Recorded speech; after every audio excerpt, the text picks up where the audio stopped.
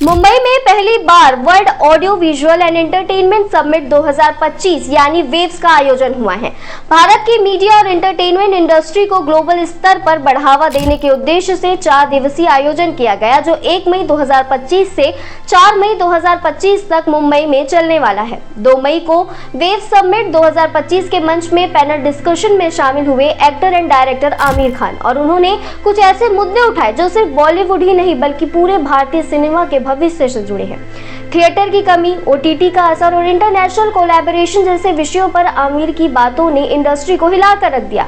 आमिर खान ने बयान ने इंडस्ट्री के बिजनेस मॉडल पर सवाल खड़े कर दिए और साथ ही भारत चीन के फिल्म सहयोग की बड़ी संभावनाओं को सामने रखा है।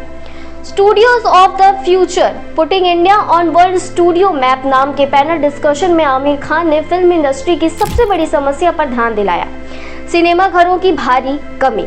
आमिर ने कहा, हमारे देश में करीब 10,000 स्क्रीन है, जबकि अमेरिका में 40,000 और चीन में 90,000, वो भी तब जब अमेरिका की आबादी भारत की 1/3 है। भारत में मौजूद 10,000 स्क्रीन में से आधे तो सिर्फ दक्षिण भारत में है, बाकी पूरे देश के लिए यानी एक हिंदी फिल्म को अधिकतम 5,000 स्क्रीन ही मिलती है। उन्होंने गणित लगाते हुए बताया कि हमारी सबसे बड़ी हिट फिल्म भी सिर्फ 3 करोड़ लोगों तक पहुंच पाई, यानी कुल आबादी का सिर्फ 2%। आमिर ने इसे सीधा सीधा थिएटर की कमी से जोड़ते हुए कहा, जब स्क्रीन ही नहीं होंगे तो लोग देखेंगे कैसे। आमिर खान यही नहीं रुके, उन्होंने फिल्मों की असफलता के लिए ओटीटी प्लेटफॉर्म्स को भी आड़े हाथों लिया। उनका कहना था कि जब कोई फिल्म रिलीज के 45 दिन के अंदर ही ओटीटी पर आ जाती है तो लोग थिएटर क्यों जाएंगे। उन्होंने स्पष्ट शब्दों में कहा, इससे आप अपना ही बिजनेस मार रहे हैं।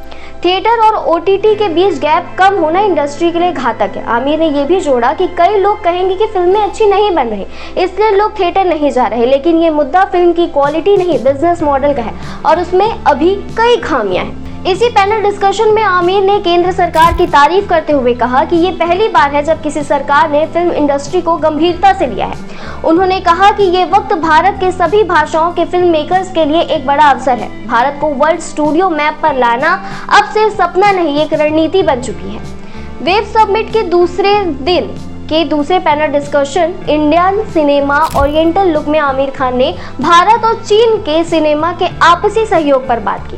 उन्होंने बताया कि पिछले 1 दशक में उनकी कई फिल्में चीन में रिलीज हो चुकी हैं और दंगल ने तो वहां इतिहास रच दिया था। आमिर बोले, चीन के दर्शक भारतीय फिल्मों से इमोशनली कनेक्ट करते हैं और ये बात हमारे लिए बहुत बड़ी है। सबसे बड़ी बात ये रही कि आमिर खान ने पहली बार मंच से खुलासा किया कि वे चीन के साथ मिलकर फिल्म बनाने की कोशिश कर रहे हैं। उन्होंने उम्मीद जताई कि वेव्स समिट इस बातचीत को और आगे बढ़ाने का माध्यम बनेगा। आमिर ने कहा, भारत और चीन की आबादी मिलाकर दुनिया की आधी आबादी हो जाती है। अगर यही दोनों हमारे दर्शक बने तो हम पूरी दुनिया को छू सकते हैं, रचनात्मक रूप से भी और आर्थिक रूप से भी। अगर आप भी मानते हैं कि भारत को और थिएटर्स की जरूरत है और अच्छी फिल्मों का भविष्य बेहतर बिजनेस मॉडल में है, तो इस वीडियो को लाइक करें, शेयर करें और कमेंट करें अपनी राय।